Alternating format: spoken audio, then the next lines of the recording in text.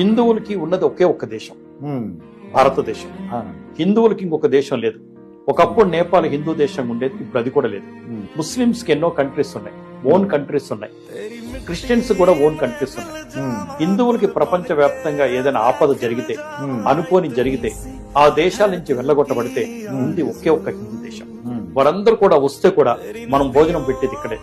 కాబట్టి హిందూ మతాన్ని కాపాడుకోకపోతే, హిందూ ధర్మాన్ని కాపాడుకోలేకపోతే, ఈ ఒక్క దేశం కూడా మనకు లేకపోతే మన పరిస్థితి ఏంటో అర్థం చేసుకోండి. అంటే 850 సంవత్సరాలు ముస్లింస్ పరిపాలించిన, 200 పైచిలుకు సంవత్సరాలు క్రిస్టియన్స్ పరిపాలించిన, హిందూ దేశంలో దేవాలయాల మీద దండెత్తిన, సంస్కృతి మీద దండెత్తిన, సంప్రదాయాల మీద దండెత్తిన, పిల్లల్ని ఎత్తుకెళ్లిపోయిన, మత మార్పిళ్లు జరిగిన హిందూ దేశం నిలబడగలిగింది కదా.